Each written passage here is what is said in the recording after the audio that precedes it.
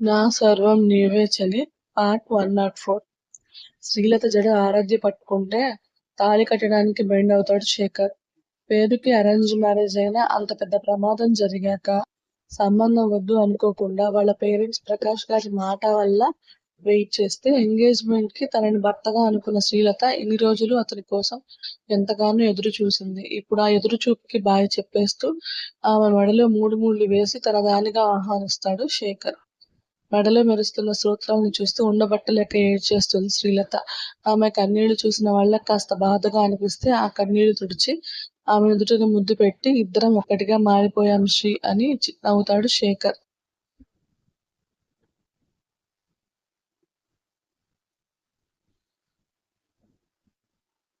అందరూ వాళ్ళిద్దరిని అక్షింతలతో ఆశీర్వదిస్తుంటే చేతులు జోడించి అతిథుల ఆశీర్వాదం అందుకుంటారు వధూవరులు.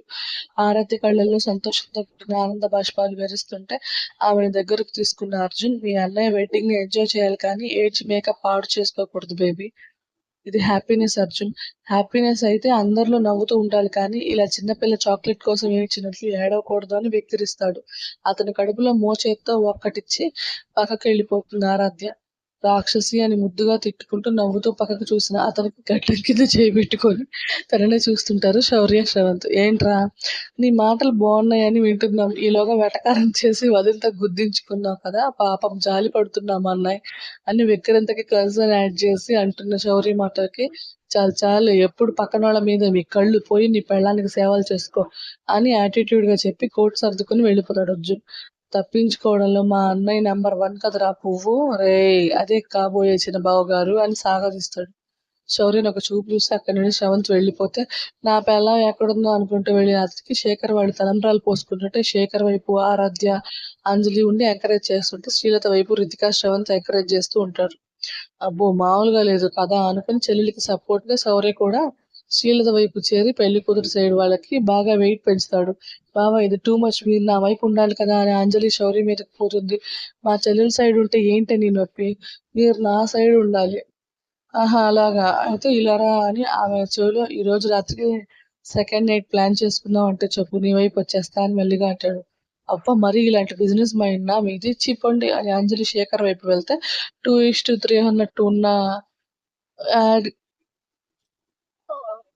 వాళ్ళకి యాడ్ అవుతాడు అర్జున్. అన్న ఇట్రా బావా, నువ్వు మా టీం కదా, నా బేబీ ఎటువైపు ఉంటే అదే టీం నేను అని సింపుల్ గా చెప్పి అంజలికి శౌర్యని బలి చేస్తాడు అర్జున్.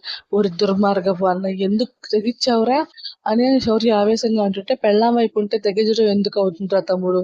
ఆహా అబ్బా ఏం చెప్పావు, నా కాపురంలో నిప్పులు పోయడానికి నువ్వు ఒక్కడు చాలరా అన్నయ్య అని ఒళ్ళు నూరుతూ అంజలి చూపుకి ఇది వాళ్ళ నన్ను కైమా కింద కొట్టుద్ది, కర్మ అనవసరంగా రెచ్చగొట్టాను అని ఈకిలిస్తాడు. అయినా నో యూజ్. చంపేసేలా చూస్తున్న అంజలి తీరుకి నేను ఇక్కడ ఉంటే నాకు ఏదో ఒక హాని జరగడం పక్కా అని మెల్లగా ఎస్కేప్ అవుతాడు. ఏరా మీ పార్టీలో ఒక వికెట్ డౌన్ అనుకుంటా అని శ్రవంత్ ని ఎక్కిరిస్తాడు అర్జున్. నీలో కనిపించని కాపురాలు కూల్చేవాడున్నాడని ఇప్పుడే జ్ఞానోదయం అయింది మీ తమ్ముడికి. అందుకే వాకౌట్ చేసి మా టీం వెయిట్ తగ్గించాడు. నాతో పెట్టుకుంటే అంతే మరి ఏంటి, సారీ ఏతో పెట్టుకుంటే. ఇక్కడ అర్జున్, ఆరాధ్య, అంజలి ఏ క్యూబ్. మీ దగ్గర శ్రవంత్, శౌర్య స్క్వేర్‌నే. సో, మేమే గొప్ప. లెక్కల మాస్టారు మీకు ప్రణామాలు. దీవించాలే పో. ఇక్కడ తలంబ్రాలు కూడా అయిపోయాయిలే అని లాస్ట్‌లో మొత్తం శ్రీలత మీద పోసేసి శేఖర్ తీరుకి ఇక్కడ ఓడిపోయినా అక్కడ గెలుస్తామని సై మూవీలో నితిన్ పాడినట్టు పంతం పంతం అనుకుంటూ పోతాడు శ్రవంత్. డౌట్ లేదు వీడికి పైత్యం ఎక్కువైందని అర్జున్ ఆరాధ్యతో మాట్లాడుతూ ఉంటే ఉన్నట్టుండి బంగారు రంగులో విలవిల మెరిసే ముత్యాలతో మెరుస్తుంది శ్రవంత్ చేతిలో బిందె. ఏంట్రా ఇది, ఉంగరాల ఆట కోసం రెడీ చేయించాను బావా. అబ్బో ఇలాంటి ఒక ఆట కూడా ఉందా, నీ పెళ్లిలో వాడుకోలేదా, తాళి కట్టడం తప్ప నాకేది గుర్తులేదు. ఆరాధ్య అర్జున్ నడుముని గెల్లగానే అబ్బా నిజం చెప్తే కూడా వదలవేంటే రాక్షసి. నేను రాక్షసునా కాదు, నా క్యూట్ రాక్షసివి. ఆరాధ్య సీరియస్ గా చూస్తుంటే ఆ ఆట ఏదో చూద్దాం, కావాలంటే మన రూమ్ లో ట్రై చేద్దాం చీపో అని అక్కడి నుండి శేఖర్ వాళ్ళ దగ్గరికి వెళ్ళిపోతుంది ఆరాధ్య. నిజాలు మాట్లాడితే ఒప్పుకోదు.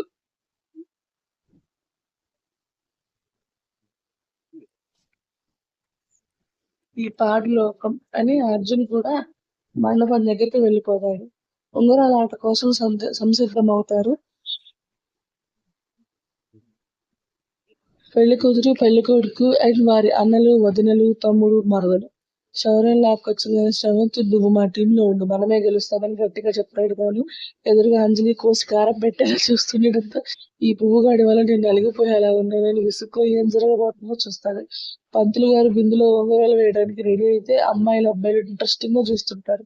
వాళ్ళతో పాటు పెద్దవాళ్ళు ముందుగా ఉంగరం బిందులో వేయగానే కమాన్ కమాన్ అని చుట్టూ ఉన్న వాళ్ళు ఎంకరేజ్ చేస్తుంటే శ్రీలత ముందు ఉంగరం తీసి శ్రవంత్ మీసం మెలేసేలా చేస్తుంది. ఓ పిత్రే వేషాలు అని అర్జున్ అనుకుంటూ మళ్ళీ ఉంగరాల ఆటలో శ్రీలత గెలిచి అర్జున్ వాళ్ళు అపజయం రుచి చూసేలా చేస్తుంది. అన్నయ్య ఒక్కసారి నువ్వు గెలవాలి కానీ సరేరా అని ఈసారి శేఖర్ ఈజీగా ఉంగరం తీసేస్తాడు. అందరూ క్లాప్స్ కొడుతుంటే ఫస్ట్ 2 సార్లు మీ అన్నయ్య రింగ్ నాకు అందించాడు అని నవ్వుతూ చెప్తుంది శ్రీలత. అబ్బా భార్య మీద అంత ప్రేమ శేఖర్కి అర్జున్ వాళ్ళు ఆట పట్టిస్తుంటే పెద్దవాళ్ళు కూడా మనస్ఫూర్తిగా నవ్వుకుంటారు. వాళ్ళ నవ్వులు వీడియోలో చూస్తున్న ధర్మ కూడా నవ్వుకుంటాడు. పెళ్లి తంతు పూర్తయిపోయాక నీరసంగా ఉన్న శేఖర్ వాళ్ళని ముందు లంచ్ చేయడానికి తీసుకెళ్తారు. ఒకే విస్తరలో ఇద్దరు తినేశాక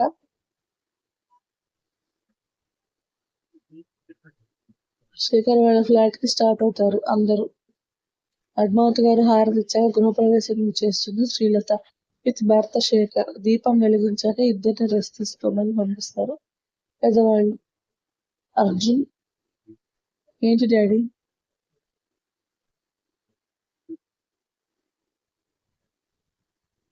శేఖర్ వాళ్ళ కోసం రేపు నైట్ కి రూమ్ రెడీ చేయించు. ఆల్రెడీ మాట్లాడేసాను డాడీ. మార్నింగ్ వ్రతం ఉంటుంది, నైట్ కి డెకరేషన్ వాళ్ళ వరకు కంప్లీట్ అవుతుంది. సరే అందరూ ఇవాళ రెస్ట్ తీసుకోండి, రేపు మార్నింగ్ వ్రతానికి రావాలని ఎక్కడి వాళ్ళు అక్కడికి వెళ్ళిపోతారు. తమ గదిలోకి వెళ్ళిన శౌర్య అంజలి నగలు తీయడం చూస్తే హెల్ప్ చేయదా అంజు అని బటర్ రాసినంత సాఫ్ట్ గా అడుగుతాడు. అంతే పర్ఫ్యూమ్ బాటిల్ ఫ్లై అవుతూ వచ్చి అతని తలకి హాయ్ చెప్తుంది. చంపేసిందిరా బాబోయ్ అని తల రుద్దుకుంటూ ఎందుకే అంత కోపం? ఏదో శ్రీలత కూడా నా చెల్లె కాబట్టి సపోర్ట్ చేశాను, దానికి ఎంత కోపమా? అంజలి ఒక చూపు చూడగానే నోరు మూసేస్తాడు శౌర్య. డ్రెస్ చేంజ్ చేసుకుని బెడ్ ఎక్కేస్తుంది అంజలి. అంజు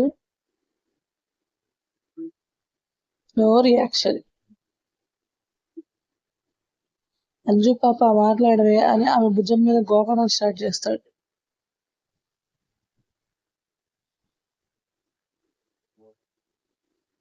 అంజు అని సాగదీస్తున్న అతని తీరుకి చిల్లర లేవు పక్కకెళ్ళినట్టుంది.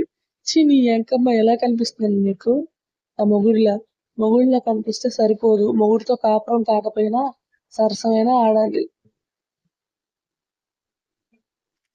ఒక్క నైట్కే కడుపు వచ్చేలా ఆడావు కదా అమ్మా నాన్న ఆట, ఇంకేం ఆడతావులే. అబ్బా వెటకారం కూడానా? ఆ రోజు నువ్వే నన్ను రేప్ చేసావు తెలుసా, లేకపోతే నువ్వు హాస్పిటల్ బెడ్ ఎక్కేదానివి కాదు.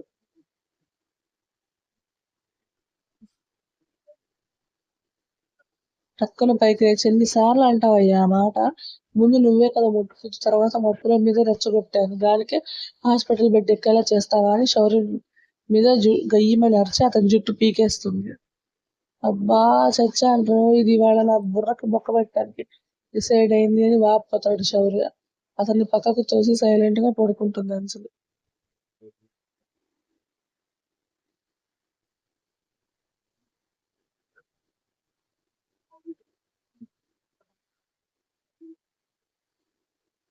ఆమె జుట్టు వదలగానే అమ్మ రాక్షసులా తయారవుతున్నావు కదే. అతని మాటకి ఏంటి అని పైకి లేస్తుంటే ఆమె మీద వాళ్ళ శౌర్య ఏంటి ఎక్కువ చేస్తున్నావు అని కళ్ళెగరేస్తాడు. ముందు పైకి లే బావా. లేవని ఏం చేస్తావు? అరుస్తావా? అది కూడా చూస్తానంటే అంజలి మీద గట్టిగా ముడేస్తాడు. ముద్దులో వాడత పెంచుతున్న అతని తీరుకి ఊపిరి అందక ఇబ్బంది పడుతుంది అంజలి.